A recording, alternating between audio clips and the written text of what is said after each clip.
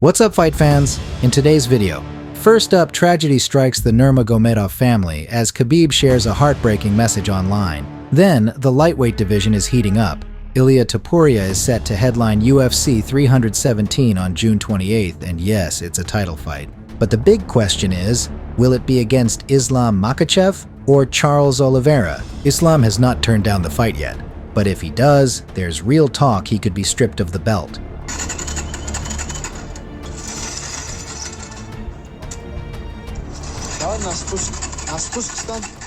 And finally, with Dricus Du Plessis out until 2026 due to a leg fracture, Paulo Costa is stepping up, saying he's ready to fight Khamzat Chimaev if the UFC gives the green light. So sit back, smash that like button, and let's break it all down. Khabib just shared some heartbreaking news on Instagram. His uncle Mukhtar has passed away, someone who was always part of the close circle around the former UFC champ. Khabib didn't post a long message, but he did share a powerful story with a photo of his uncle, writing, "To God we belong and to Him we return. May the Almighty welcome you to the highest level of paradise, Uncle Mukhtar." Khabib's always been pretty private about his emotions, so even that one post shows how much this loss has hit him. Since retiring, he's been focused on coaching and mentoring his fighters, but this tragedy clearly shook his routine. Right now, he and his team are taking time to grieve and reflect. We also want to send our deepest condolences to Khabib and his entire family, wishing you strength and peace during this difficult time. After some time away to grieve, Khabib also shared something special on his Instagram story, a rare old video from his early training days. In the clip, you see Khabib and his teammates working out in the forest under the watchful eye of his father. It wasn't anything fancy. No big gym, no modern equipment, just the mountains, nature, and pure discipline. The video shows the team grinding hard with bodyweight workouts. Khabib explained that the goal of those reps wasn't just strength, it was speed. The task was for speed, he wrote. That was his father's philosophy. Move fast, stay sharp, and outwork everyone. It wasn't about lifting heavy weights. It was about being explosive, technical, and always one step ahead. That speed, both physical and mental, was the key to dominating in the cage. And looking at the success of Khabib and his team, it clearly worked. So what do you think? Is Khabib training his guys with that same mindset today? Let us know in the comments. We're reading them all. But the last two takedown attempts have been thwarted by Iaquinta. Iaquinta is teaching us a lot. Finish over the top! Bring those guys up. It was so awesome. Nice! Stay on it! Stay on it! Come on, stay on it! Right back to that body! Bro, you sorry. That's it, Alfred! Finish for the hook! Nothing there! Come on! Who's from Long Island? Well, they knew they were strong again. Years ago, bro. Cut my hair. Oh, no! Hey.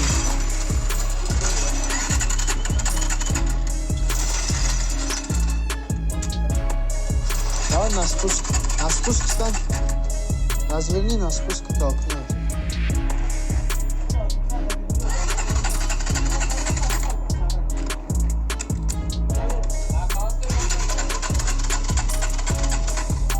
На спуск заведи, да? In other news, Ilia Topuria is expected to return at UFC 317 during International Fight Week this summer, though his championship opponent remains undetermined. Ilia Topuria confirms fight camp has begun for UFC return, yet to book his return to action. However, Georgian hinted news of his next fight would be imminent on social media tonight, claiming he has begun his training camp for a return to the octagon this year. "The camp has begun," Ilia Topuria posted on X. And furthermore, according to a report by Alvaro Colmenero on social media tonight, Topuria will fight for a championship belt at UFC 317 this June. However, it is currently unknown whether his opponent will be Makhachev or someone else. Later, Alvaro Colmenero provided an update. There will be no interim lightweight belt. It will be undisputed or vacant. There are no other options.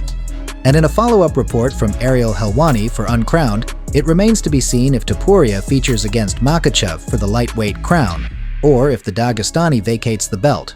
As discussed on the show today, Ilia is going to fight on June 28th. The question is, will it be against Islam for the 155 belt, or will it be against Charles for the vacant? He can jump the queue if he wants to. He's Absolutely. Islam Makhachev. He's the pound-for-pound number one. You got to give respect where respect is due. And if that man turns up and says, I want to be next, then I think everyone in the welterweight division goes, okay.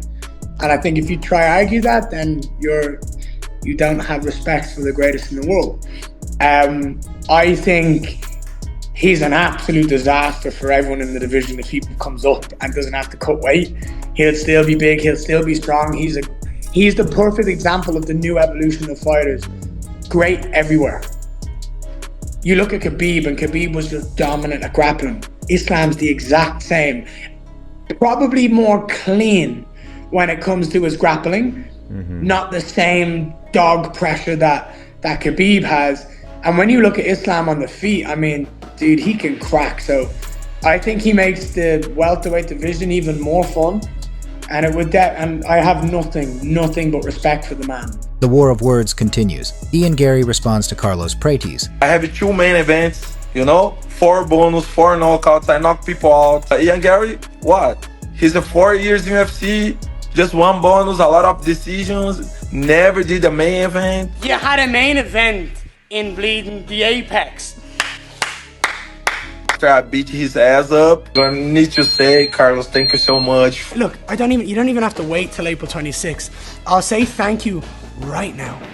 Obrigado, mano. Para minha oportunidade é massa você. Abril 26. Okay? Look at me, I'll say it in English now so you can understand it in both language. Thank you for this opportunity. On the 26th of April, I'm going to smash you. I'm going to finish you. And I'm going to show the world that you're not a true fighter. I'm born to fight. I was born to do this. You're just unlucky it's you, okay? 26th of April, I'll see you then, sir. Bring it all. You're gonna need every single ounce of luck you can get.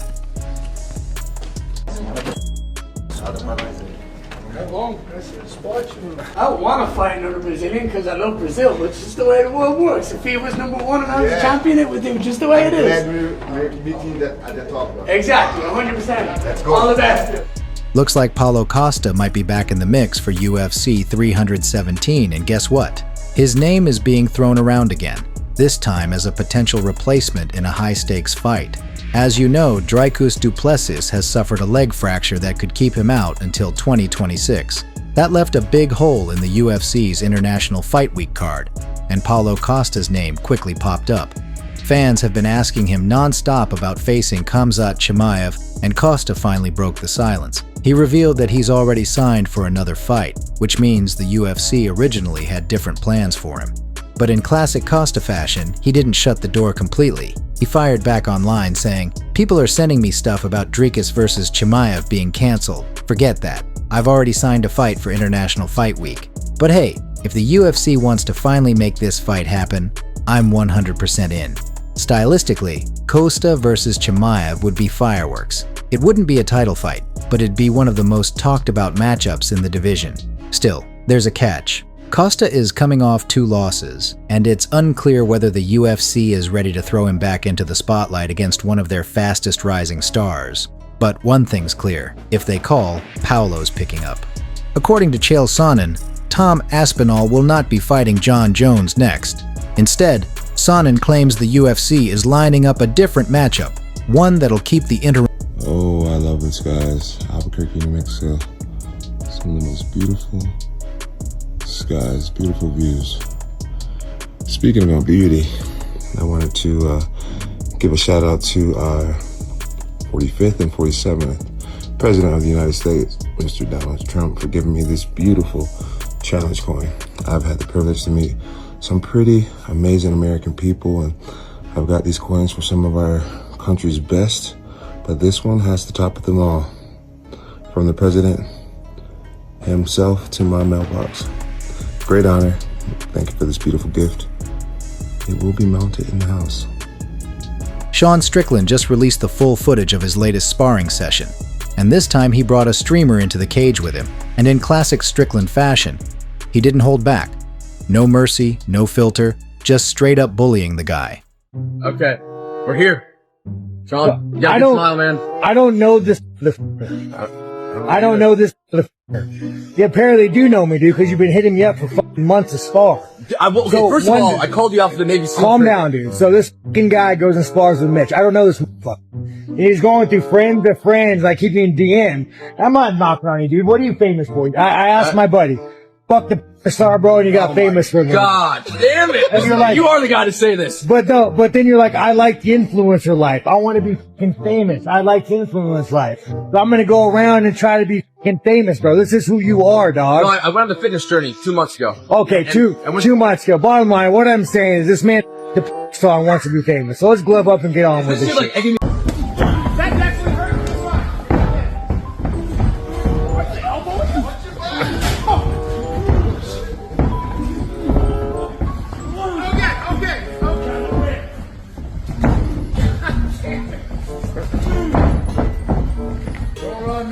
Hey, stay. Ground, Nick. Throw it over here. Look at me. Run. Run. Watch it. Watch it. Jackson. Watch it. He knows nothing. What can I say? That's all for today. If you enjoy our videos, don't forget to hit the like button and subscribe to the channel. We'd really appreciate it.